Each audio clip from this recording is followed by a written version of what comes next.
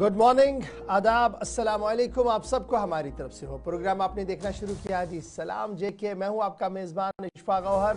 हर दिन सुबह 8:35 पर आपके सामने हाजिर खिदमत रहेंगे, इस उम्मीद के साथ कि आप पूरा साथ देंगे, पूरा दिन हमारे साथ। और पूरा दिन जब आप हमारे साथ देंगे तो टीवी पर सुबह सुबह चाय की चुस्कियां लेते हुए आप हमारे मॉर्निंग शो को देखते हैं, जहां पर खबर, तजिया, तबसरा हम आपके सामने रखते हैं। बात न सिर्फ जम्मू कश्मीर के हालात वाक़ात की करते हैं, बल्कि हमारी नज़र मुस्लिम दुनिया पर भी रहती है।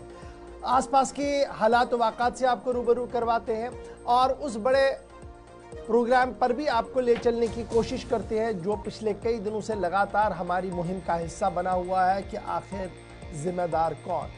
अब जिम्मेदार कौन और किस मामले पर? तो मामला आपका, मेरा, हम सब के मुस्तकबिल का है, नौजवानों का है। उड़ता जम्मू कश्मीर, आखिर यह टाइटल हटेगा कब?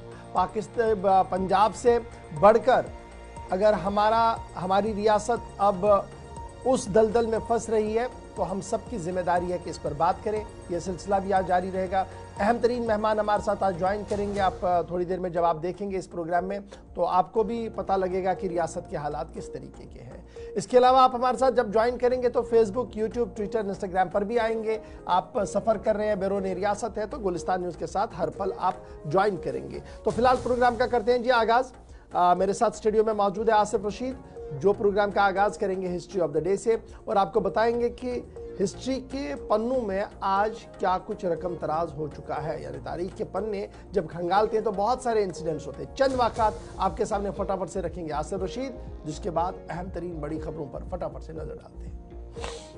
खुश आमदीद, गुड मॉर्निंग, इस्तकबाल आप सबका। प्रोग्राम सलाम जी के आप देख रहे हैं, आगाज हो चुका है। 8:37 हो गए। हम और आप 10 बजे तक साथ साथ रहेंगे। मुख्तलिफ मौज़ूआत हैं, खबरें, तज्ज़िया और तबसरा होगा। अहम तरीन मौजू जिस पर हम कई दिनों से गुफ्तगू कर रहे हैं, मेहमानों की आरा आप तक पहुँचती है और वो है मंशियात से मुतल्लिक। उस पर आज भी गुफ्तगू का सिलसिला जारी रखेंगे। लेकिन उससे पहले ज़रा आज के दिन की जब बात हुई है तो हिस्ट्री ऑफ द डे में ख़ास क्या है, तारीख के आईने में आज के दिन की अहमियत क्या है, हिंदुस्तान और आलमी तारीख में चंद अहम तरीन वाक़यात आपके सामने रखें। आज ही के दिन 1957 में बाबा कौम कहलाने वाले महात्मा गांधी के बेटे और मशहूर सहाफ़ी देवदास गांधी का इंतकाल हुआ। आज उनकी बरसी है। उनकी जो सहाफ़ती खिदमात हैं उनको आज याद किया जा रहा है। दिल्ली के अंदर एक मुख्तसर तकरीब भी होती है और सहाफ़ियों की जानिब से बिलखुसूस आज के दिन उनको और दीगर जो सहाफ़ी इस दुनिया से आज के दिन चले गए उनकी खिदमात को खराज तहसीन पेश किया जाता है। 1984 में मद्रास हवाई अड्डे पर आज के दिन बम हमला हुआ और इस धमाके में 32 लोगों की जान चली गई। तहकीकात के बाद 87 लोगों की गिरफ्तारी भी इस केस में हुई थी। 1998 में 27 या 26 बरस कबल मुंबई के बांद्रा में एक इमारत गिरने से 35 अफराद की मौत आज के दिन हुई। अगस्त की 3 तारीख साल 2014 चीन में एक तबाहकुन ज़ल्ज़ला आया। कम से कम 617 अफराद ने अपनी जानें गंवाई, 2400 से ज़ायद जख्मी हुए। साल 1975 था दिन आज का ही जब चीन के अंदर एक और अफसोसनाक वाक़ा पेश आया। एक 2014 में, एक 1975 में, जब 2 कश्तियां आपस में टकराई और इसके बाद डूब गईं। 500 लोगों की मौके पर ही मौत हो गई कश्तियां टकराने और इसके बाद डूबने से। 1967 में अमेरिका ने 45,000 फौजी वियतनाम रवाना किए और वियतनाम जंग, जो कि तालिबान के साथ या अफगानिस्तान के अंदर जो सूरत हाल बनाई गई 20 बरसों में, उसके बाद अमेरिकी अफवाज का इनखला शुरू हुआ। उससे पहले वियतनाम सुर्खियों में था और यहां से भी अमेरिकी अफवाज ने शिकस्त खाई। तकरीबन 10.5 बरस तक इस खित्ते के अंदर लड़ाई जारी रखी लेकिन कुछ हासिल नहीं हुआ। 1940 में इटली की फौज ने आज ही के दिन बर्ली सोमालिया पर हमला किया, यानी दूसरी जंग अजीम का एक तरह से जो आगाज था, शुरुआती दिन थे। साल 1914 जब पहली जंग अजीम जारी थी तो जर्मनी ने फ्रांस के खिलाफ जंग का बाकायदा ऐलान आज ही के दिन किया था। साल 2005 अगस्त की आज 3 तारीख थी जब मारतानिया में फौजी बगावत के दौरान सदर अहमद ताया की हुकूमत, जिसका तख्ता पलट दिया गया, बरतरफ कर दी गई और फौजी हुक्मरानों ने इक्तदार आज के दिन संभाल लिया। 1957 में आज ही का दिन था जब मलेशिया की आजादी के बाद प्रिंस अब्दुर्रहमान ने हुकूमत संभाली और इस तरीके से जो अवामी मुंतखबा हुकूमत का एक जो इस उनके नजरियात थे कि अवामी मुंतखबा हुकूमत होनी चाहिए, उनको फरोग देने की भी एक कोशिश हुई और शुरुआत आज के दिन हुई कि सिविल गवर्नमेंट, फौजी हुक्मरानों से निजात पाने के बाद आज 1957 में मलेशिया में शुरू हुई। साल 1934 आज का दिन था जब एडोल्फ हिटलर जर्मनी का हुक्मरान बना। इससे पहले वो फौजी सरबराह था और सिविल हुकूमत कायम करने की कोशिश की, ताहम वो वर्दी में रहकर बतौर फौजी सरबराह अब नहीं रहेंगे, लेकिन कहा गया कि वो सदर जर्मनी के बनेंगे। एडोल्फ हिटलर ने जिम्मेदारी संभाली और इस तरीके से वो एक तरफ आर्मी में भी रहे, सिविल हुकूमत का भी हिस्सा रहे। 1934 के बाद 1934 और 46 के दरमियान यहूदियों का बड़ी तादाद में, लाखों की तादाद में जो बताया जाता है कि कत्ल भी हुआ, और ये सब एडोल्फ हिटलर के दौरे इक़्तिदार में हुआ। और आज ही के दिन 1783 में जापान में आतिशफिशां फटने से 35,000 लोगों की जानें गई, और ये लावा फटने से जो सबसे बड़े इंसिडेंट्स थे, सबसे बदतरीन वाक़यात जापान के अंदर रहे हैं, तबाहकुन ज़ल्ज़ले से या फिर सुनामी से या आतिशफिशां फटने से, उनमें से एक बदतरीन वाक़या ये भी था। तो ये हिस्ट्री ऑफ द डे में बड़ी बातें आपके सामने हमने रखी हैं हिंदुस्तान और आलमी तारीख में, और इसके बाद खबरों की तरफ चलेंगे। इससे पहले मुल्क के बाकी हिस्सों, मरकज़ के ज़ेर इंतज़ाम इलाकों या फिर रियासतों की खबरें आप तक पहुँचें, मौसम का हाल अहवाल भी आप तक पहुँचाना ज़रूरी है, उस पर भी थोड़ी देर में चलेंगे। दीगर मौज़ूआत भी हैं, लेकिन सबसे पहले ज़रा बैनुल-अक़वामी सतह पर एक खबर जो इस वक्त सबसे ज़्यादा सुर्खियों में है वो गज़ा से आपको बताएं। बैतुल मक़दस में जहाँ नमाज जुमा तो अदा की गई, लेकिन इसके बाद की जो सूरत हाल है उसने एक बार फिर से मुख्तलिफ इलाकों के अंदर कशीदा सूरत हाल पैदा कर दी है। खुतबे में इस्माइल हनिया की तारीफ पर इसराइल ने मस्जिद अक्सा के इमाम को गिरफ्तार कर लिया है, और इसके बाद खित्ते के अंदर जो हम बार बार कह रहे हैं कि एक नई किस्म की जंग का आगाज हुआ है, उसको एक तरह से फिर हवा देने की कोशिशें इजरायली अफवाज की जानिब से हुई हैं। मकबूजा जो फलस्तीनी इलाका है, मज़ाहमती तंजीम हमास के सरबराह इस्माइल हनिया, जिनका बुध को आपको याद होगा कि कत्ल हुआ था, कल उनकी तदफीन भी कतर दोहा के अंदर हो गई, और अब जो रिपोर्ट्स आ रही हैं कि मस्जिद अक्सा में दिए जाने वाले खुतबे में फलस्तीनी मज़ाहमती तंजीम या हमास के सरबराह इस्माइल हनिया, जिनके लिए लफ्ज़ शहीद इस्तेमाल किया गया और तारीफ की गई, मस्जिद अक्सा की जो 85 साला इमाम शेख अकरमा सबरी हैं, उनको गिरफ्तार कर लिया गया है। गिरफ्तारी की तस्दीक मकामी मीडिया की जानिब से भी कर दी गई है, और इजरायली कौमी सलामती के वजीर, जिनके मुताबिक इंतहा पसंद सियासतदान अतमर बिन गोवेर ने समाजी राब्ते के प्लेटफॉर्म पर भी इसकी जानकारी दी, और बाज़ाब्ता तौर पर जो मस्जिद अक्सा के इमाम हैं उनकी तस्वीर के साथ एक पोस्ट उन्होंने शेयर की है। उनके मुताबिक शेख अकरमा, जिनकी एक धुंधली तस्वीर भी शेयर की गई, वो कह रहे हैं कि इंतहा पसंदी को इस खित्ते के अंदर फ़रोग देने में जिन लोगों का हाथ है उनमें से एक ये भी है।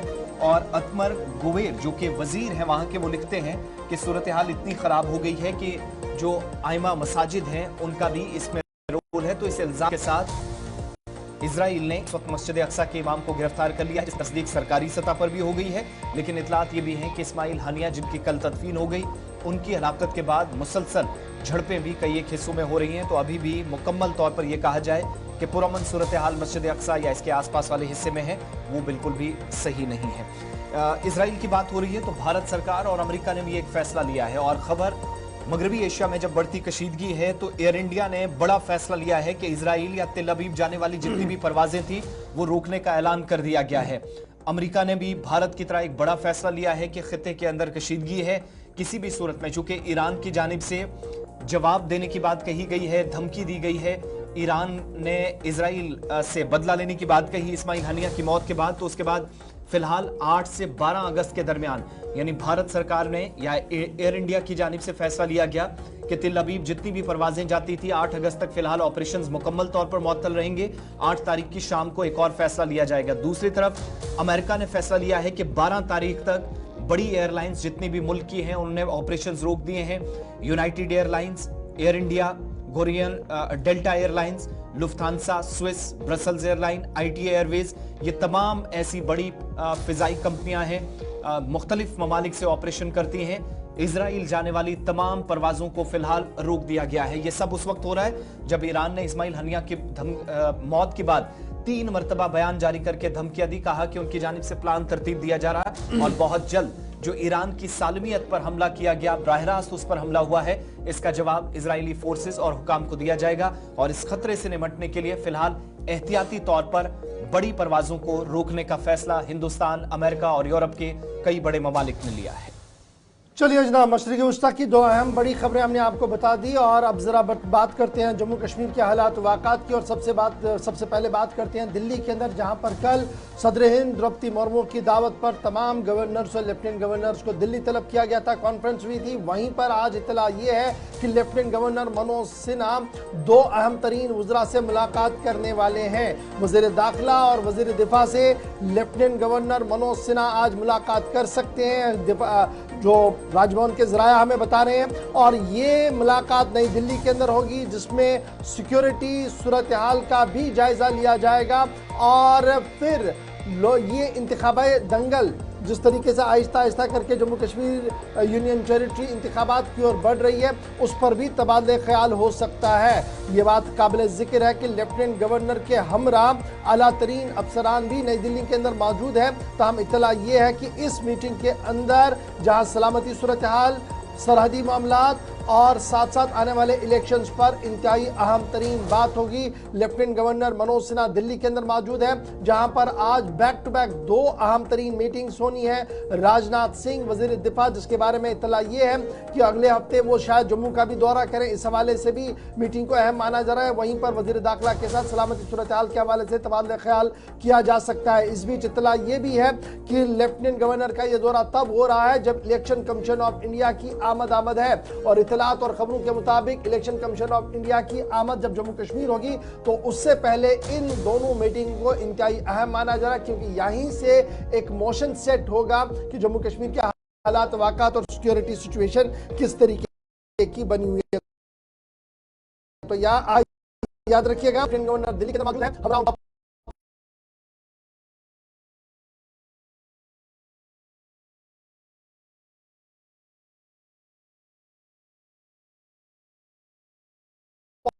ऑफिशियल्स है और इत्तलात और खबर ये है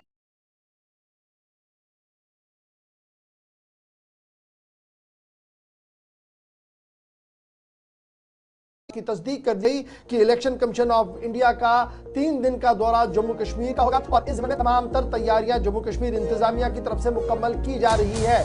8 तारीख से यह दौरा जम्मू कश्मीर मुतवक्का है। 8, 9 और 10 तारीख को कमीशन पूरी तरह से तीनों मेंबर जो फुल कमीशन है वो जम्मू कश्मीर के अंदर मौजूद रहेगा। और कमीशन जहां मुख्तलिफ सियासी जमातों के लीडरों के साथ मुलाकात करेगा, वहीं पर chief secretary, deputy general police, तमाम डिप्टी कमिश्नर्स और SSPs के साथ भी मुश्तरका मीटिंग करेगा। इस बीच इतला और खबर यह है कि इलेक्शन कमीशन ऑफ इंडिया सबसे पहले श्रीनगर वारिद होगा, जहां पर वो सियासी जमातों के तमाम लीडरों के साथ मुलाकात करेगा। उसके बाद जोनल लेवल के अफसरान जितने भी हैं, यानी डिस्ट्रिक्ट SPs और DCs है, उनके साथ अलहदा मीटिंग होगी। टॉप ऑफिशियल्स और लेफ्टिनेंट गवर्नर के साथ मुलाकात होगी। और 10 तारीख को बाद सपहर एक अहम तरीन प्रेस कॉन्फ्रेंस का भी इनेकाद हो सकता है। इलेक्शन कमीशन ऑफ इंडिया के जो टॉप सोर्सेज हैं, उन्होंने इस बात की तस्दीक की है कि 10 तारीख को ही यह पता लगेगा कि ऊंट किस करवट जम्मू कश्मीर के अंदर बैठेगा, कि क्या चुनाव सितंबर से कबल होंगे या चुनाव के लिए कुछ माह और इंतजार करना होगा। लगभग ये उसी दिन तय होगा जब 10 तारीख को कमीशन की तरफ से श्रीनगर या जम्मू के अंदर ऑफिशियल ब्रीफिंग दी जाएगी। तो ये बड़ी खबर आपके सामने, इंतखाबात से पहले दौरे और सूरत हाल का जायजा लेने की तैयारियां हैं। इधर जहां पर इलेक्शन हुकाम इस वक्त सरगर्म नजर आएगी, वहीं पर सियासी जमातों की भी बात करेंगे, क्योंकि कल के प्रोग्राम में हमने आपको बताया था कि जहां कांग्रेस की जानिब से कुछ कमेटियां तश्कील दी गई है और जिम्मेदारियां जम्मू कश्मीर से लेकर दिल्ली तक कुछ बड़े लीडरान को दी गई हैं, वहीं भारतीय जनता पार्टी ने भी कमर कस ली है। और आज जम्मू पर सबकी नजरें हैं, जहां पर भारतीय जनता पार्टी की कोर कमेटी का इजलास पार्टी के जम्मू त्रिकुटा नगर वाक़ दफ्तर में होने जा रहा है। और आज दोपहर जब इजलास होगा तो इतलात के मुताबिक जी किशन रेड्डी, डॉक्टर जितेंद्र सिंह, तरुण चुग समेत पार्टी की जो आला क़यादत है, जम्मू कश्मीर का जो ग्रुप है, वो मरकजी क़यादत को आज बाज़ाब्ता ब्रीफिंग करेगा। कोर ग्रुप की जानिब से आइंदा इंतखाबात और बाज़ाब्ता तौर पर हो सकता है कि इंतखाबात पर जब तैयारी हो तो ऐन मुमकिन है कि जिस तरीके से कल हमने आपको बताया था कि कांग्रेस अपने कैंडिडेट्स को फाइनल कर सकती है इन्हीं कमेटियों के जरिए जो 3 मुख्तलिफ स्टेट्स के साथ जम्मू कश्मीर के लिए तश्कील दी गई है। तो जम्मू कश्मीर के अंदर भी बीजेपी की जानिब से मैदान में कौन से चेहरे होंगे, मुमकिन है कि उन नामों पर भी गौर व फिक्र इसी मीटिंग के दौरान किया जा सके। इतलात के मुताबिक इस मीटिंग में जम्मू कश्मीर यूनियन टेरिटरी के बीजेपी के सदर रविंद्र रैना के अलावा general secretary organisation Ashok Kaul, रुकने जो राज्यसभा हैं गुलाम अली खटाना के अलावा जो मौजूदा 2 रुकने पार्लियामेंट हैं और मरकजी वजीर भी हैं, डॉक्टर जितेंद्र सिंह के अलावा जुगल किशोर शर्मा, गुलाम अली खटाना, साबिक नायब वज़ीर आला डॉक्टर निर्मल सिंह, कुविंदर गुप्ता, पार्टी के जो नेशनल सेक्रेटरी है डॉक्टर नरेंद्र सिंह, पार्टी के जनरल सेक्रेटरीज जिनमें डॉक्टर DK मनियाल हैं, साबिक वजीर हैं, सुनील शर्मा हैं, विबोध गुप्ता जो इस वक्त पीर पंचाल खिते के अंदर काफी एक्टिव हैं, ये आज मीटिंग का हिस्सा होंगे। पार्टी के जो नायब सदूर हैं जिनमें शक्ति राज परिहार हैं, सीनियर लीडर और साबिक रुकने असेंबली देवेंद्र सिंह राणा है। इसके अलावा पार्टी के कई आला जो तर्जुमान हैं, सुनील सेठी, इसके अलावा GL रैना, वक्फ बोर्ड की चेयरपर्सन डॉक्टर द्रक्षा अंद्राबी, बीजेपी सह प्रभारी या को इंचार्ज कश्मीर रफीक वानी को भी इस मीटिंग में मदऊ किया गया है। तो आज न सिर्फ हिकमत अमली बनेगी कि इंतखाबात से कबल क्या करना है, बल्कि जिन उम्मीदवारों को मैदान में उतारा जाएगा मुमकिन है कि उनके चेहरों या नामों पर भी गौर फिक्र आज हो। कोर कमेटी का इजलास जम्मू के अंदर होगा और आपको पल पल का अपडेट इस हवाले से किया जाएगा। मरकज से लेकर जम्मू कश्मीर की क़यादत भी मुतहरिक आहिस्ता आहिस्ता होती हुई नजर आ रही है। इस बीच जरा सीधे लद्दाख चलते हैं, जहां पर इस वक्त की अहम और बड़ी खबर सामने आ रही है। जमीन खिसकने की वजह से एक नुकसान वहां पर हुआ है और बिल्डिंग मुकम्मल तौर पर तबाह हुई है और यह मामला आज सुबह तकरीबन 3 से 4 बजे के दरमियान सुबह हुआ है।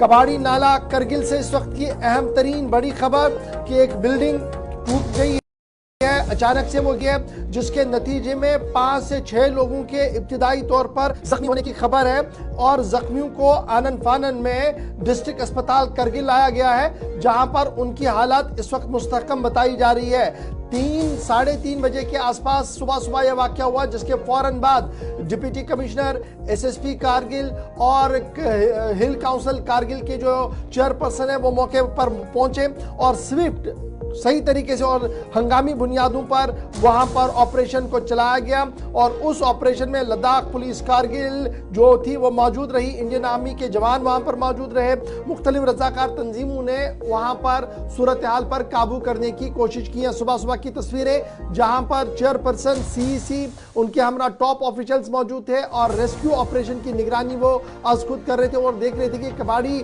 नाला के आसपास ये जो बिल्डिंग कोलैप्स हुई है आखिर इसकी वजूहत क्या। और अब ये इतलात आ रही है कि मजीद कुछ रिहायशी मकानों को भी नुकसान वहां पर पहुंचने की खबर।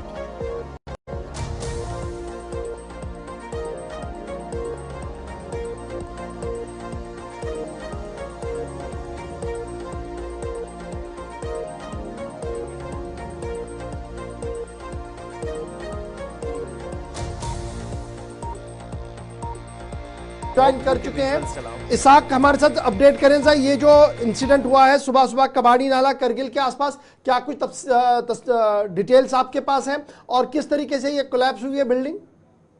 एक शॉट पे आप खबर चलाते हैं। इस वक्त मैं ठीक कबाड़ी नाला करगिल में मौजूद हूँ। आप ठीक मेरे पीछे देख सकते हैं, यहाँ पे जमीन खिसकने की वजह से मकान जो है वो पूरी तरह से कोलैप्स हुआ है। ये तहरीर ही कहीं न कहीं ये स्ट्रेच काफी रिस्क स्ट्रेच माना जाता है, क्योंकि यहाँ पे जो मलबा है, जो मलबा वाला पार्ट है वो काफी इससे पहले भी काफी रिस्क माना जाता था। और आज सुबह 3:45 के करीब SHO करगिल ने रिपोर्ट किया है और SSP करगिल भी उसी वक्त यहाँ पे लगभग 4 बजे के करीब पहुंच के पूरी तरह से इस रेस्क्यू ऑपरेशन को मॉनिटर किया है। ये मकान गिरने के बाद जो है अभी तक के अपडेट के हिसाब से लगभग 12 लोग जो हैं वो इंजरी हुआ है, लेकिन अच्छी बात यह है कि सभी सेफ बताया जा रहा है और उनका इलाज इस वक्त डिस्ट्रिक्ट हॉस्पिटल करगिल में जारी है। तो रेस्क्यू ऑपरेशन की बात करें, सुबह लद्दाख पुलिस करगिल यूनिट के द्वारा रेस्क्यू ऑपरेशन लगातार जारी था। UTDRF की टीम भी यहाँ पे मौजूद थे और पूरा monitor SSP Kargil M Shriram कर रहे थे। और इस दौरान जो लोकल वॉलंटरी टीम है, जिसमें खासकर बसीज इमाम है, अलरजा की टीम है, म्यूनिसिपल कमेटी के जो टीम है, वो भी इस रेस्क्यू ऑपरेशन में शामिल थे और ये कामयाब रेस्क्यू ऑपरेशन में लगभग 12 लोगों को कामयाबी के साथ जो इंजर्ड यकीन है, लेकिन उन्हें डिस्ट्रिक्ट हॉस्पिटल करगिल में शिफ्ट किया है। लेकिन इसके बाद जो है CEC करगिल और डिप्टी कमिश्नर करगिल ने भी साइट का मुआयना किया और पूरी तरह से साइट का एसेस किया है और उनका कहना है कि आने वाले समय में यानी आज ही एक इंक्वायरी टीम बिठाया जाएगा और इंक्वायरी टीम बिठा के यहाँ पे जिसकी भी गलती है उनके ऊपर कड़ी से कड़ी कार्रवाई किया जाएगा। जो यहाँ पे आई विटनेस थे, जो इसके ऑपरेशन में शामिल थे, जब हमने उनसे बात की तो उनका कहना था कि यहाँ पे जब भी आप कंस्ट्रक्शन के लिए परमिशन मुहैया किया जाएगा तो जो ऊपर जितने भी और भी कई सारे मकान हैं उनको इवैक्यूएट करके ही यहाँ पे एक बहुत बड़ा स्टेप जो है डिस्ट्रिक्ट एडमिनिस्ट्रेशन करगिल को लेने की जरूरत है। नहीं तो आने वाले समय में और भी इस तरह के वाकयात देखने को मिल सकता है, क्योंकि और भी इसमें कई सारे टेरीन हैं और भी मकाने, ऊपर कई सारे मकाने हैं, उनको भी कहीं ना कहीं खतरा जो है वो देखते हुए दिखाई दे रहे हैं। तो दूसरी जानिब जितने भी लोग हैं, ये बताइएगा, और ये वजह क्या बताई जा रही है? ये इस वक्त ये जो दाएं बाएं कह रहे हैं कि 2-4 और मकान भी खतरे में हैं, यहाँ कोई जमीन इतनी कोई कच्ची है, कोई कमजोर है, कुछ और प्रॉब्लम है, हुआ क्या असल में?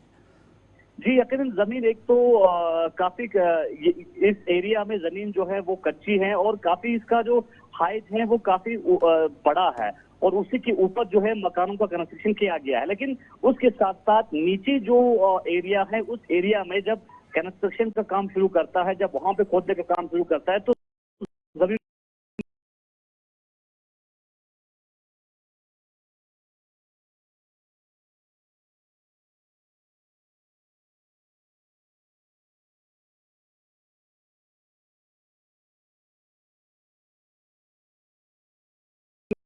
ऊपर से कोलैप्स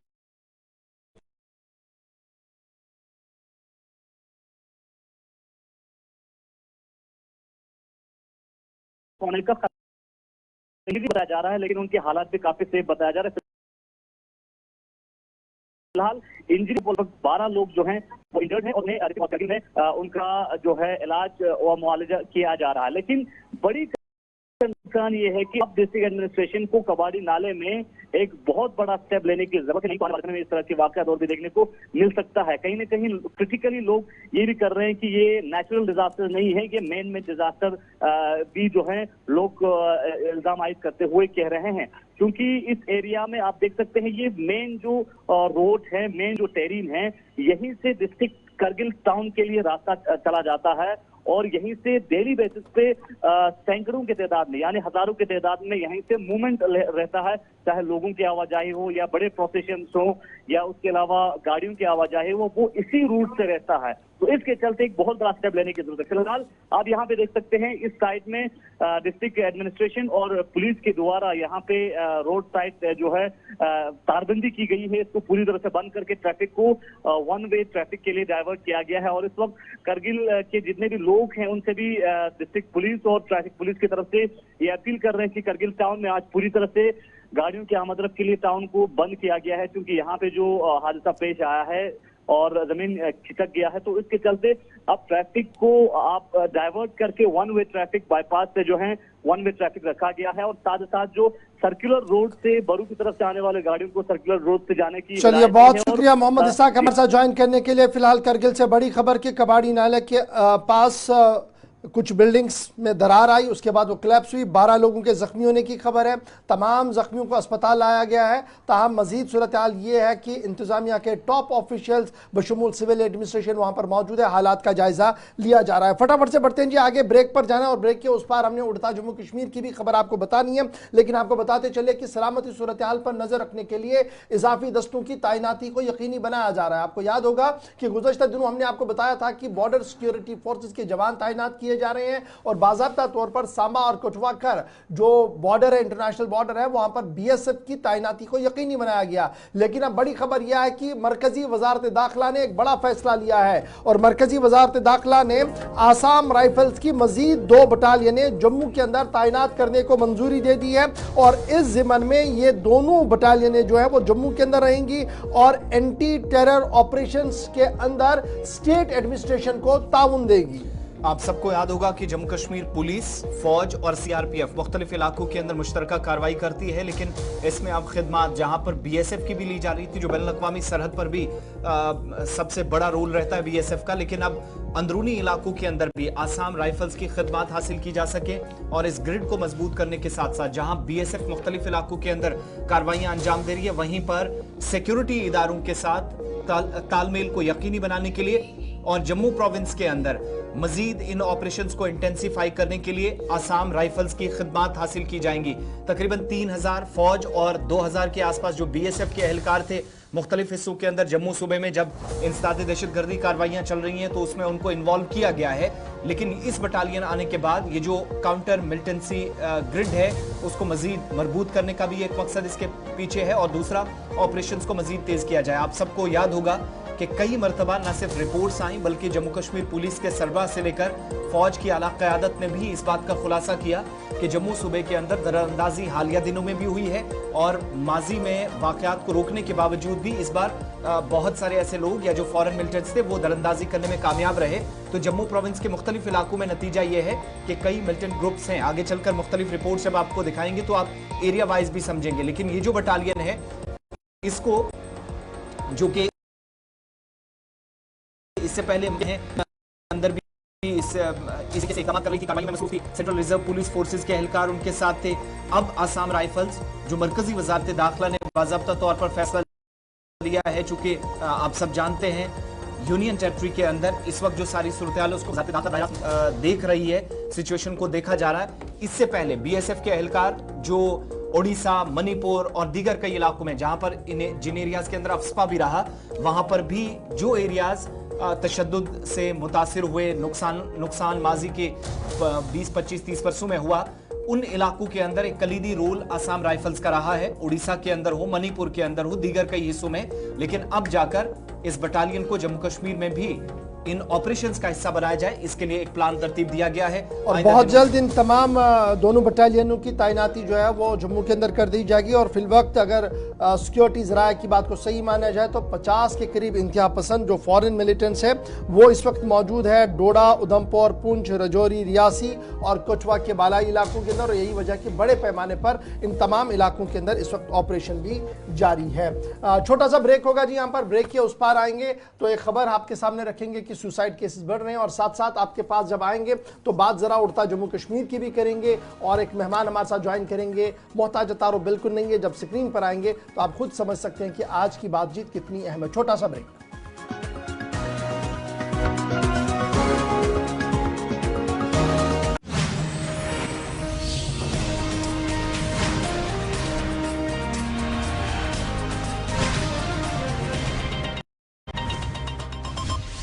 हम हरियाणवी अब बिना खर्ची बिना पर्ची सरकारी पाते हैं। हमारा हरियाणा नॉन स्टॉप हरियाणा। कश्मीर एक नाम, एक एहसास जिसकी पहचान दिखती है पश्मीना के धागों की बारीकी में।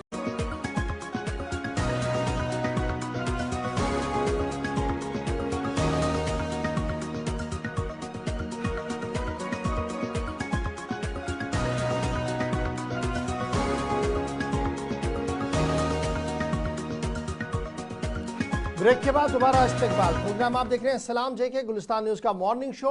और अब जरा बात करते हैं उस बड़े और अहम और हसास मामले की जिस पर गुफ्तगू करना हम सब के लिए फर्ज अव्वल है। और ये मामला इसलिए बड़ा इंपॉर्टेंट है, लगातार मैं आपके सामने इस बात को रख रहा हूं क्योंकि ये हमारे मुस्तकबिल का मामला है, हमारी रियासत का मामला है। और अगर रियासत और मुस्तकबिल को बचाना है तो हम सब ने एक पेज पर एक सिमत में खड़े होकर इसके खिलाफ आवाज़ बुलंद करनी होगी क्योंकि मामला मंशियात का है और मंशियात मुख्तलिफ अकसाम से इस वक्त जम्मू कश्मीर के अंदर बांटी जा रही है।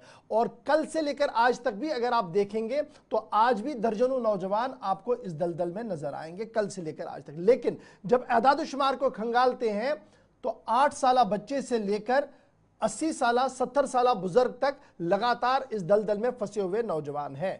वक्त मिले कभी तो उन मराकज़ पर जाकर देखिएगा जहां पर इनका इलाज मुआवजा चल रहा है, तब जाकर हमारे होश उड़ जाते हैं और हमारे पांव से ज़मीन निकल जाती है कि उड़ता जम्मू कश्मीर के अंदर क्या कुछ चल रहा है और किस तरीके से मुनज़्ज़म तरीके से इस दलदल के अंदर हमें धकेला जा रहा है। यही वजह है कि हम सब आपके सामने जब आते हैं तो यही सवाल है कि उड़ता जम्मू कश्मीर और आखिर जिम्मेदार कौन है। और जब ये जिम्मेदार कौन है तो उससे सबसे पहले मैं अपने आप को खड़े करता हूं क्योंकि मैं जिम्मेदार हूं, मैं भी इसी रियासत का एक फर्द हूं जिसने आवाज उठानी थी, उठाई नहीं। और आज सूरत हाल ये है, एक नहीं हजार नहीं लाखों की तादाद में डायरेक्टली इन्वॉल्वमेंट इसमें मंशियात की है। और फिर जब आप उन अहल खाना को इंटू उसके साथ करेंगे तो ये तादाद आपको करोड़ों तक नजर चलती हुई आएगी, क्योंकि मुख्तलिफ जो गैर सरकारी इदारे जम्मू कश्मीर के अंदर काम कर रहे हैं उनका मानना है कि 30 से 33 हजार के करीब लोग इस वक्त डायरेक्टली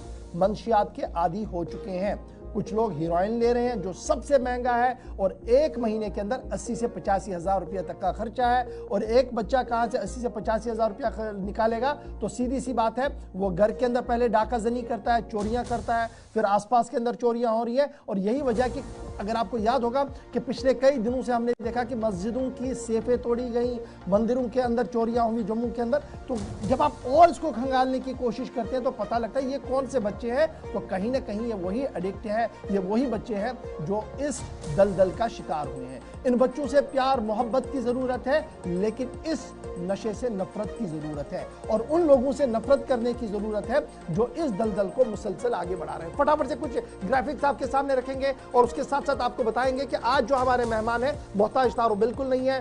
डॉक्टर मीरवाइज उमर फारूक साहब, जम्मू कश्मीर से ताल्लुक इनका है। और बासर शख्सियात की फहरिस्त जब आप देखते हैं तो तकरीबन जो 100 की फहरिस्त आती है उनमें डॉक्टर साहब का भी नाम है। डॉक्टर साहब बहुत बहुत शुक्रिया आपका हमारे साथ आज ज्वाइन करने के लिए। एदाद शुमार सबके सामने है, कल भी मैं देख रहा था, आपने भी बड़ी खूबसूरत बात उसमें कुछ बताई है मीरवाइज के जामिया मस्जिद से मेंबर और मेहराब से। लेकिन किस तरीके से आप इस दलदल को देख रहे हैं और कितना संगीन ये आज के दिन मामला बन चुका है हम सब के लिए, अक्रॉस द सेक्शन, कोई कहां पर भी खड़ा है, सबके लिए कितना बड़ा मुश्किल है? जी शुक्रिया गौहर साहब। सबसे पहले तो मैं आपकी कोशिशों को और आपकी चैनल की कोशिशों की सराहना करना चाहता हूं कि आप लोगों की कोशिशों और काविशों से इस हसास मसले की तरफ जो है लोगों का ध्यान जा रहा है।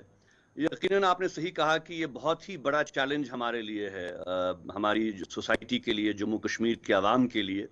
और सबसे बड़ा अलमिया इसमें यह है कि अभी भी हमें इसकी हसासियत का एहसास नहीं हो रहा है कि कितना बड़ा मसला जो है हमारी सोसाइटी के लिए जो है वो खड़ा हुआ है। इस मसले में आप देखें कि ये मसला जो है वो हमारे मुस्तकबिल का मामला है, हमारी नौजवान नस्ल का मामला है। और जिस तरीके से मनशियात और नशे की जो लत है वो दिन ब दिन बढ़ती जा रही है, हम देख रहे हैं मज़ारों में, हम देख रहे हैं मस्जिदों के पीछे, हम देख रहे हैं घरों में, हम देखें कि पार्कों में अब खुलेआम जो है ये सिलसिला चल रहा है।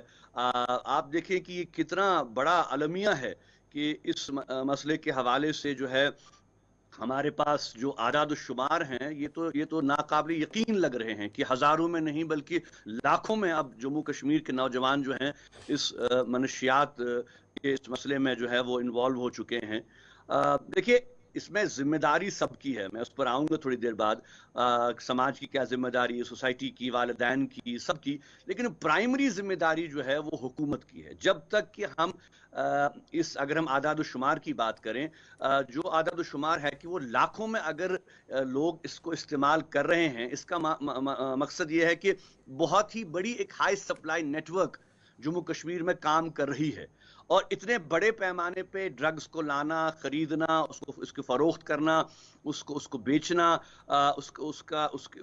उसको यहाँ एक जगह से दूसरी जगह मुंतकिल करना, तो इसका मतलब है कि एक बहुत बड़ा नेटवर्क यहाँ पे काम कर रहा है। और इसमें सबसे बड़ा सवाल ये पैदा होता है कि जम्मू कश्मीर कोई आम रियासत नहीं है, ये बहुत ही हाई सिक्योरिटी रियासत है। यहाँ पे पैरामिलिट्री फोर्सेस, पुलिस, आर्मी का एक बहुत जबरदस्त नेटवर्क है यहाँ पे। तो इसके बावजूद अगर इतनी बड़े पैमाने पे मनशियात यहाँ पे आ रही हैं, उनका खरीद फरोख्त हो रही है, उनको बेचा जा रहा है, तो ये कोई बड़ी बात नहीं है कि हुकूमत अगर वाकई एक मुनज़्ज़म और मरबूत पॉलिसी बनाए कि हमें इस मसले को एड्रेस करना है, इनके सोर्सेज को हमें ख़त्म करना है, जो इसमें जो बेच रहे हैं, जो ख़रीद रहे हैं, उनको हमें जो है गिरफ्तार करना है। मैं आपको यकीन देता हूं कि पूरा जम्मू कश्मीर का समाज जो है इस मसले पर हुकूमत का साथ देगा। हम चाहते हैं कि उन अफराद को सख्त से सख्त सज़ा दी जाए जो इनमें इन्वॉल्व हैं, लेकिन कहीं ना कहीं इस नेक्सस को जो है वो तोड़ने की जरूरत है। और सबसे बड़ा मसला यह है कि हमें आइडेंटिफाई करना है कि ये कैसे आ रहा है और कहां से आ रहा है। बिल्कुल डॉक्टर साहब। डॉक्टर उमर साहब, कुछ और वजूहात भी हैं, उस पर भी जरा आएंगे, लेकिन वाकई में क्या इल्म अमल की कमी है, अंजाम से हम गाफिल हैं, जानबूझकर हम चीजों को नजरअंदाज कर रहे हैं, या कहा जाता है कि किसी चीज को भी अगर सुधारना है सबसे पहले उस चीज को, उसका मुशाहिदा बहुत गहराई से करना है। कहीं ऐसा तो नहीं कि हम सबसे पहले अपनी गलती का एतराफ करने से ही बच रहे हैं, हम ये मानने को तैयार नहीं है, एक्सेप्टेंस नहीं है कि ये चीज भी हमारे मुआशरे में एग्जिस्ट करती है? कहीं ना कहीं हम इस हकीकत का एतराफ़ नहीं कर रहे हैं, क्योंकि मुझे लगता है कि शायद मेरा घर महफूज है, मेरी फैमिली महफूज है, तो मैं जो है इससे दूर हूं। लेकिन मुझे मालूम नहीं है कि मेरे मेरे मेरे मोहल्ले में, मेरे इलाके में ऑलरेडी जो है नौजवान इस लत का शिकार हो चुके हैं। देखिए, दो तीन चीज़ें इसमें हैं। एक तो मैंने कल भी जामा मस्जिद में इस बात पर बड़ी तफसील से बात की कि जहाँ तक सोसाइटी की बात है, समाज की बात है, अल्लाह तबारक व तआला हमसे कुरान करीम में फरमाते हैं कि इन्नल्लाह ला युगय्यिरु मा बिकौमिन हत्ता युगय्यिरु मा बिअनफुसिहिम। अल्लाह ताला उस कौम की हालत तब तक नहीं बदलता जब तक कि वो कौम खुद अपनी हालत बदलने के लिए खड़ा ना हो जाए। मैं समझता हूं कि सबसे बड़ा चैलेंज हमारे पास ये है कि हमारे हर तबके को इस मसले की हसासियत का एहसास करना है।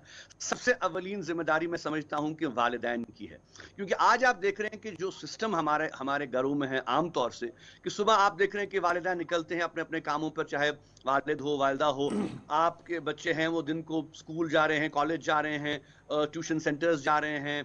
हमारी कोई इंटरेक्शन बच्चों के साथ नहीं है, हम बहुत कम वक्त बच्चों के साथ सर्व कर रहे हैं। जो भी वक्त बच्चे जो हैं वो या तो फिर मोबाइल फ़ोनों पे या इंटरनेट पे, तो ये वो ऐसे एवेन्यूज़ हैं जिसके ज़रिए हम ये जो लोग हैं हमारे बच्चों को टारगेट कर रहे हैं। और दूसरा ये है कि जो हमें अब पहले ये भी देखना है कि हमारे बच्चे कैसे, कहाँ पे उनका फ्रेंड सर्कल क्या है, उनका उठना बैठना कहाँ पे है, उनके ताल्लुकात किनके साथ हैं।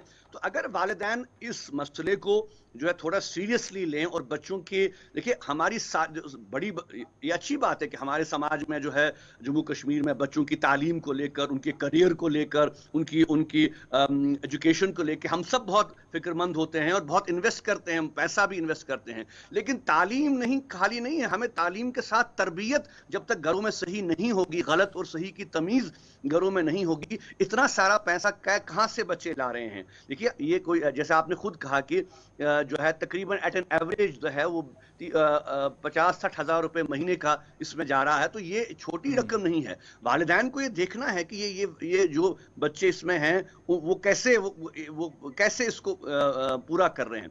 दूसरा ये है कि अब जो इसमें इन्वॉल्व हैं, मैं समझता हूं कि सोशल स्टिग्मा से हमें बाहर आना है, हमें उनकी मदद करनी है, हमें उनके साथ हमदर्दी का, हमें इसको सोशल स्टिग्मा नहीं बनाना है। हमारे पास अगरचे हुकूमत ने भी कुछ कोशिशें की हैं, इसमें दो राय नहीं है कि ड्रग डी एडिक्शन सेंटर्स बने हुए हैं, एनजीओज भी लोकल लेवल पर काम कर रहे हैं, लेकिन उतने बड़े पैमाने पे काम नहीं हो रहा है। जो हमारी डिमांड है कि जितने सारे हमारे ड्रग डी एडिक्शन सेंटर्स होने चाहिए उतने नहीं हो रहे हैं। मैं शहर श्रीनगर की बात अगर करूं तो 2-3 सेंटर मेरे नज़र में हैं, उसमें भी कुछ ज़्यादा लोग प्राइवेटली ही काम कर रहे हैं।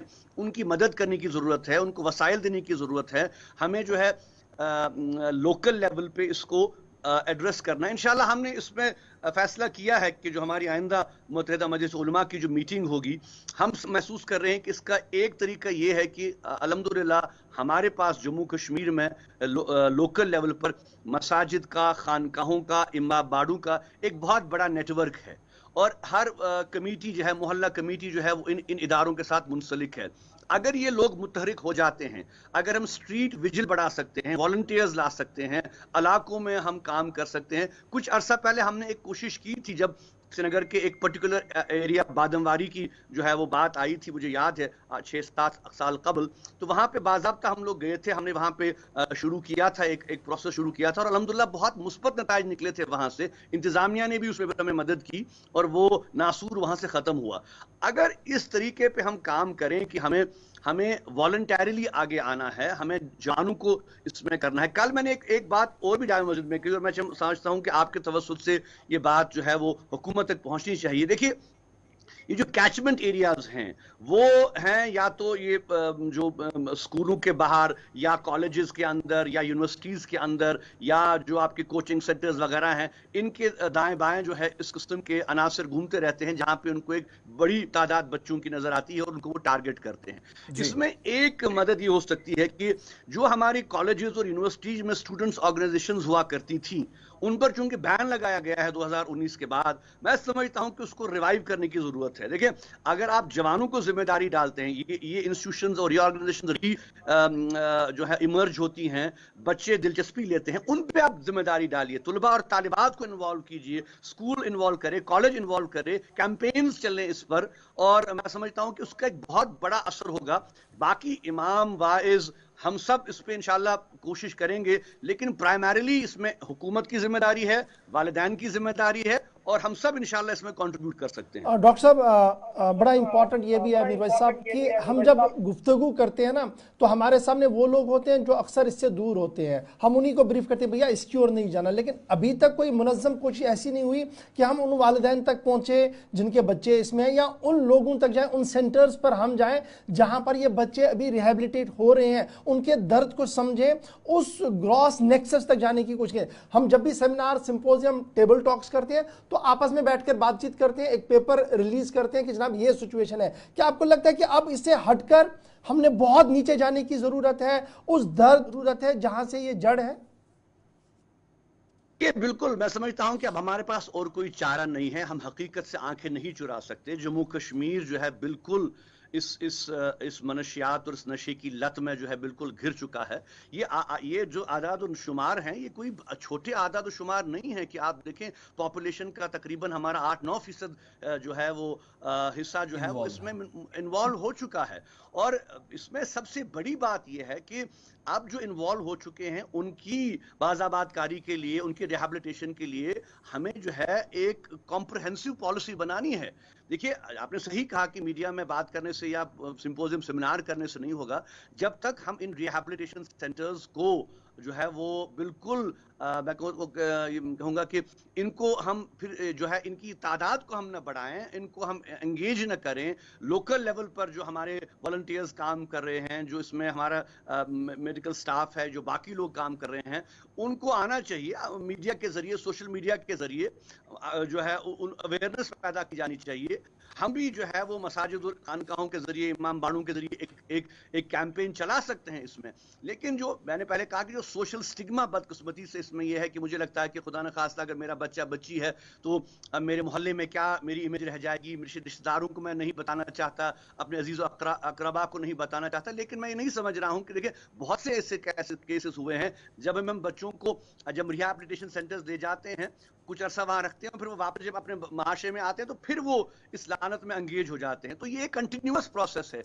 ये 5 दिन का, 10 दिन का मसला नहीं है कि आप जो है आप बच्चों को ट्रीट करेंगे और उसके बाद करेंगे।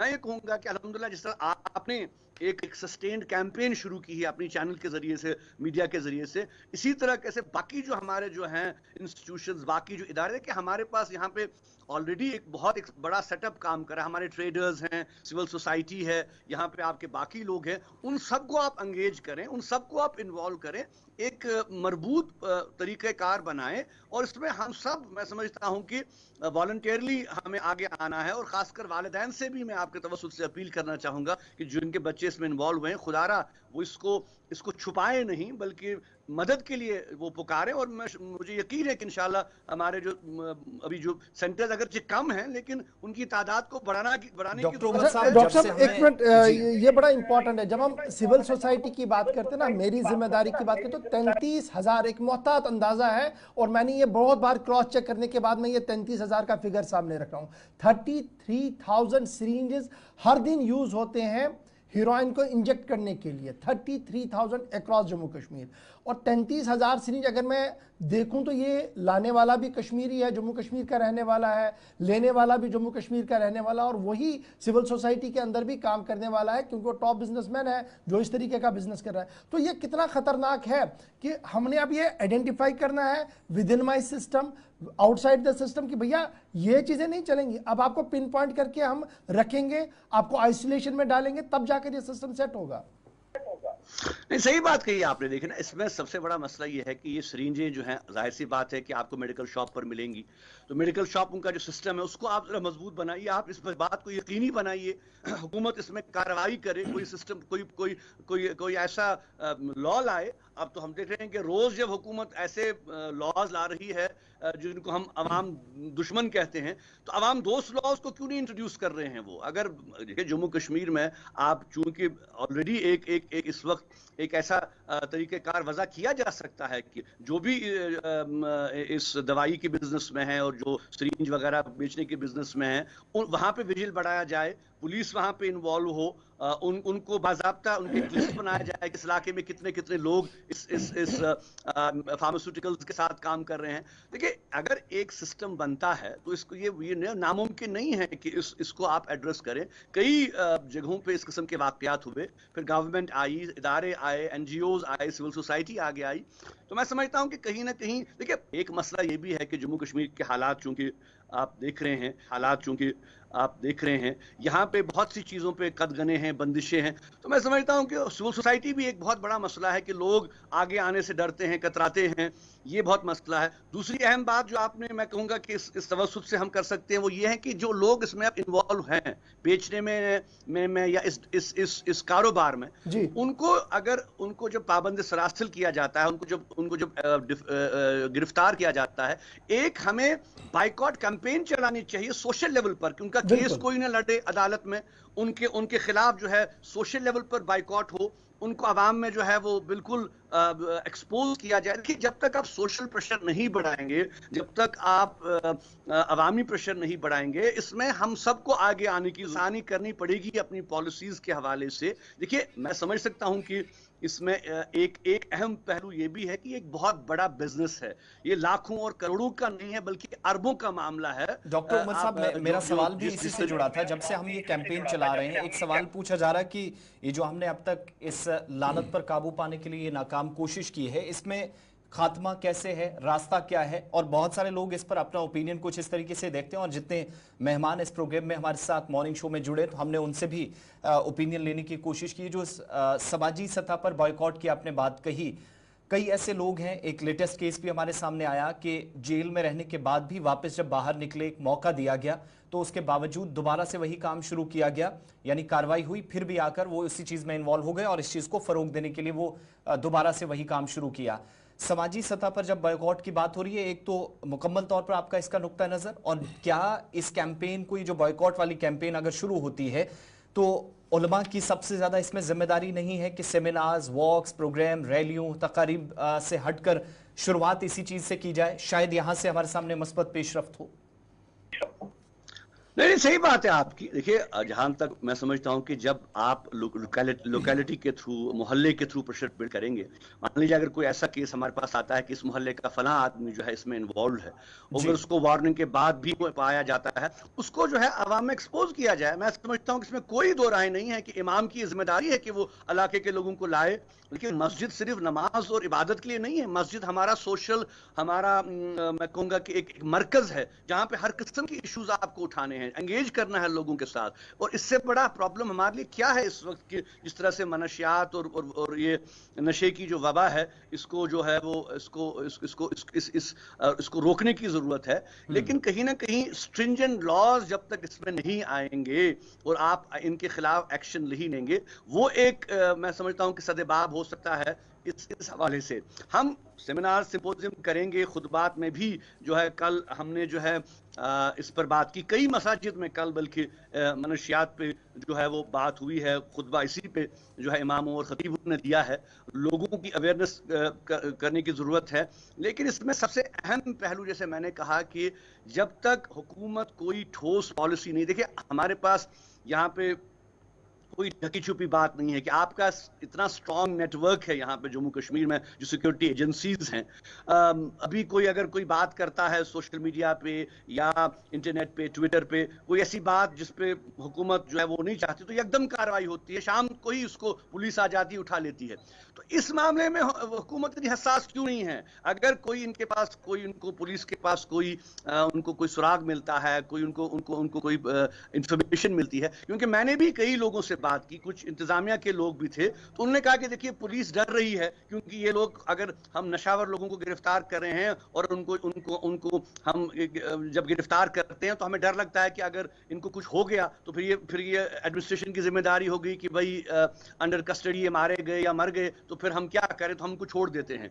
ये कोई सोल्यूशन नहीं है। देखिए जब तक पुलिस और हेल्थ डिपार्टमेंट और ये जो सारे जो आपके सेंटर्स, डी एडिक्शन सेंटर्स हैं, जब तक ये कोऑर्डिनेशन में काम नहीं करेंगे, मोहल्ला कमिटीज को इन्वॉल्व नहीं करेंगे, तब तक मैं नहीं समझ सकता हूं कि ये असरअंदाज हो सकता है। ठीक है जी। मीर भाई साहब, एक चीज जो मैं चाहता हूं कि आज जरा इस पर भी गुफ्तगू हो, क्योंकि जम्मू कश्मीर के लोगों की नजरें आज आप पर भी मरकूज रहेंगी। स्टेट क्या करें क्या ना करें उनका भी एक हक बनता और टॉप प्रायोरिटी पे उन्हीं ने करना चाहिए था। लेकिन बहश्त मीर भाई, क्या हम ये एक्सपेक्ट करें कि एक हमगीर प्रोग्राम सामने आएगा जिसमें सबसे पहले उन नौजवानों तक जाने की कोशिश की जाएगी जो इस दलदल में है, फिर उन वालिदैन से मिलने की कोशिश की जाएगी, उनसे सुना जाए कि आखिर हो क्या रहा है, कैसे ये आ रहा है, क्योंकि वो ऐसी चीजें सामने रख रहे हैं ना कि हमारे होश उड़ जाते हैं। कुछ चीजें मैं शायद आज ब्रॉडकास्ट में आपके सामने ना रख पाऊं, लेकिन जब आप उनसे मिलने की कोशिश करेंगे तो आप भी हैरान रहेंगे, क्या ये भी मेरे शहर में हो रहा है, क्या इससे भी बदतर तो कुछ सूरत हाल नहीं है।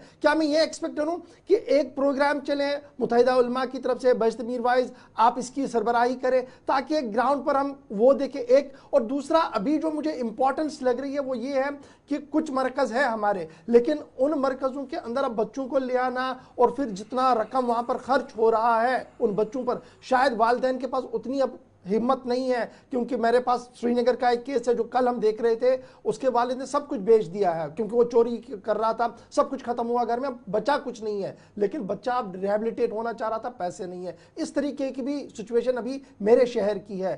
किस तरीके से हम इसको हैंडल कर पाए, क्या कुछ हम कर सकते हैं इस बारे में? देखिए, सही आपने कहा कि चूंकि जब इस लत में हम कोई बच्चा इन्वॉल्व होता है तो इसके फिर इलाज में भी, इसकी रिहेबिलिटेशन में भी एक कसीर रकम चाहिए, एक सिस्टम चाहिए।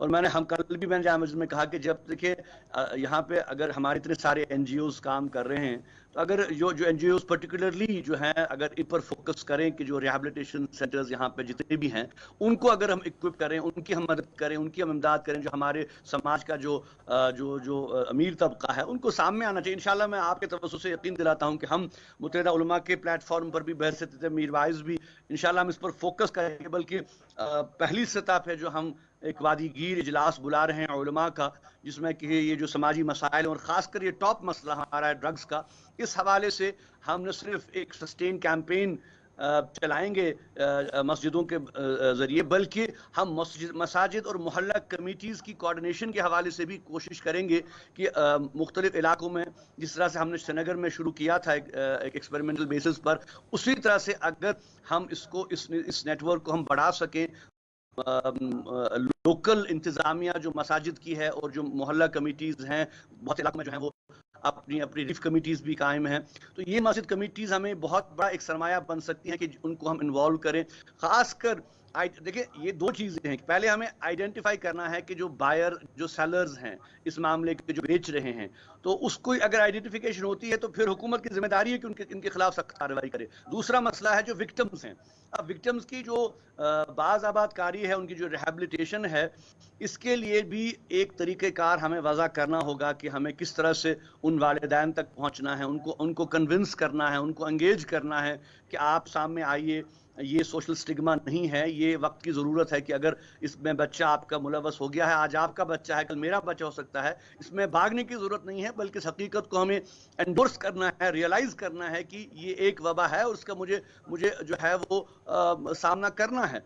तो इसलिए सबसे इम्पॉर्टेंट चीज़ अवेयरनेस है, और उसमें हम जितना हद्दुल मकदूर हमसे हो सकता है हम अवेयरनेस करेंगे। लेकिन मैं फिर से कह रहा हूँ कि देखिए, इतनी बड़ी लेवल पर ये जो हाई सप्लाई नेटवर्क है जम्मू कश्मीर के अंदर, अब ये कहाँ से आ रहा है, कैसे आ रहा है, जब तक इसकी जड़ को हम नहीं काटेंगे, उसकी प्राइमरी जिम्मेदारी हुकूमत की है कि इन ड्रग्स की जो फरोख्त है उसका सिलसिला वो। बिल्कुल डॉक्टर साहब, अभी भी जब हम आपके साथ गुफ्तगू कर रहे हैं तो मेरे पास कुछ एदाद शुमार आ रहे हैं कि जनाब ड्रग ओवरडोज से भी बच्चे मर रहे हैं, और बाद में पुलिस रिकॉर्ड में भी उसका रिकॉर्ड नहीं आता कि ये ड्रग ओवरडोज से मरा, ये मेरे हाल है। लेकिन अब जब मैं मैं सुसाइड्स की भी बात करूं, ये भी मेरे शहर का बड़ा एक अलमिया है कि सिर्फ इस रवा महीने, लास्ट मंथ जुलाई के महीने में 45 के आसपास सुसाइड अटेम्प्ट्स हुए हैं और उम्र की हद 18 से 45 साल के दरमियान है।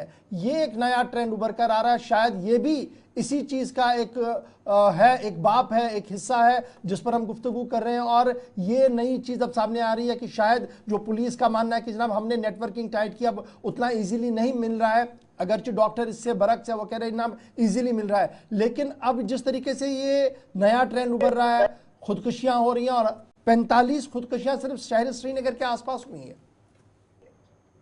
जी हाँ, बिल्कुल, ये बहुत बड़ा अलमिया है कि जिस तरह से आज हमारे नौजवान बच्चे और बच्चियां और जो है वो अपनी जान जो ले रहे हैं। और देखिए, इंसानी जान की बस अब कोई कदर नहीं रह गई है। एक अहम मसला इसमें ये भी है कि देखिए, हम अपने खुद बात में, कल भी हमने इस पर बात की, मैंने बात की कि अल्लाह ताला की तरफ से कितनी बड़ी नियामत है इंसान की ज़िंदगी, और ये उसकी अमानत है, आप इसको इस तरह से ज़ाया नहीं कर सकते। मैं समझता हूँ कि चले उलमा, खतीब, वाइज इस पे भी बात करें कि जो है वो इसका इस्लामी पस मंज़र क्या है, दीनी पस मंज़र क्या है, लेकिन मसला ये है कि हमें इस मामले की जड़ तक जाना है। कई ऐसे केस हैं जिनमें हमने देखा कि बच्चे जो हैं इम्तिहानात में नाकामी के बाद एक एक्सट्रीम कदम ले रहे हैं। मैं समझता हूं कि हमें ये भी देखना है कि इतना ज़्यादा प्रेशर क्यों है हमारी सोसाइटी पर कि इस तरह से जो है वो बच्चे एक्सट्रीम कदम ले रहे हैं। वालिदैन को थोड़ा सा इसको हिकमत और दानाई से इस मसले को डील करने की ज़रूरत है। कुछ ऐसे मसले भी हैं कि जिसमें हम देख रहे हैं कि नौजवानी के आलम में बच्चे जो हैं वो, उनके जज्बात अगर उनको ठेस पहुँचती है तो उसमें वो जाकर एक्सट्रीम कदम ले लेते हैं। तो वो भी मैं कहूँगा कि कहीं ना कहीं हमारे जो तरबियत की मैं बात कर रहा था वो लाजमी उनसुर है। देखिए, आज चूंकि माशरा बड़ा खुल चुका है, आज आपके पास सोशल मीडिया है, इंटरनेट है, आज आप पूरी दुनिया को वॉच कर रहे हैं। जो आपके जो इन्फ्लुएंस बाहर का है वो दिन ब दिन जम्मू कश्मीर में बढ़ रहा है। तो मैं समझता हूँ कि कहीं ना कहीं इस इन्फ्लुएंस को काउंटर करने के लिए हमें अपनी बुनियादों को मजबूत करना है। उसमें सबसे अहम बात यह है कि देखिए, दीनी लिहाज तक जब तक हम दीनी माहौल घरों में पैदा नहीं करें, अखलाकी माहौल घरों में पैदा नहीं करें, हम मॉरलिटी और वैल्यूज़ को हम बच्चों के अंदर पैदा नहीं करें, तो ये मैं समझता हूँ कि ये एक बहुत बड़ा इशू है हमारे लिए कि आखिर कैसे हम इनको रोक सकते हैं। आज वालिदैन के लिए बहुत बड़ा चैलेंज है कि बच्चों की तालीम को लेकर, उनकी एजुकेशन को लेकर अगरचे वो फिक्रमंद हैं, लेकिन कई बार हम देख रहे हैं कि बहुत ज़्यादा जो है वो एक्सट्रीम स्टेप्स पे लिया जा रहा है तालीम को लेकर और एजुकेशन को लेकर। और ख़ासकर हम देख रहे हैं कि मेडिकल, नॉन मेडिकल, जो कॉम्पिटिटिव एग्जाम्स हैं, अब इसमें भी आप देखिए कि दिन ब दिन कितना कंपटीशन बढ़ रहा है, ओपन मेरिट कम हो रहा है, बाकी चीज़ें जो वसाइल बहुत कम हो रहे हैं। तो आई थिंक ये एक कहीं ना कहीं इसमें मतलब ये भी एक बहुत बड़ा मसला है कि जिस तरह से हम देख रहे हैं कि बच्चे जो हैं वो कह रहे हैं कि भाई इतनी मेहनत करने के बाद, आप देखें कि आज 95%, 96% लाने के बाद भी बच्चों को एडमिशन नहीं मिल रहे हैं। तो इतना प्रेशर जो है कहीं ना कहीं बच्चों पर भी है। एजुकेशन सिस्टम को कहीं ना कहीं रिविजिट करने की हम जो हम देख रहे हैं, लेकिन अगर मगरिब की तरफ देखें तो कुछ अच्छी चीजें वहां पे जिनको कोर्स करना है, न कि जो मनफी चीज। अच्छी चीजें वहां पे ये है कि उनका जो एजुकेशन सिस्टम है वो इतना कॉम्पिटिटिव नहीं है, वो बहुत ही इजी है, बहुत ही अकोमोडेटिव है, वो बहुत चीजों की बुनियाद पर आपको असेस करता है। लेकिन यहाँ सिर्फ हमें एग्जाम और एंट्रेंस और ये सारा जो सिस्टम है, मैं समझता हूँ कि इसके हवाले से माहिरीन तालीम को आप लाएं, उनको डिस्कस करें, ये बहुत बड़ा मसला है। लेकिन इस पर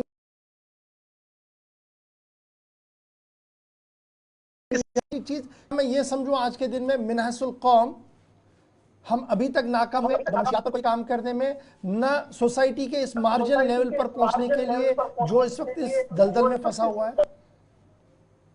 देखिए, बिल्कुल, क्योंकि मैंने पहले भी अर्ज किया कि सबसे बड़ा आलम यह है कि हम ये मानने के लिए तैयार नहीं है कि ये इतना बड़ा मसला है। हमें लग रहा है क्योंकि शायद जो है मेरा घर महफूज है और शायद मैं आज अपने घर के बाहर नहीं देख रहा हूँ, लेकिन जब हम स्कूलों, कॉलेजों और बाकी सड़क का हाल देखते हैं तो हम देख रहे हैं कि कितना ये नासूर जो है फैल चुका है जम्मू कश्मीर के अंदर।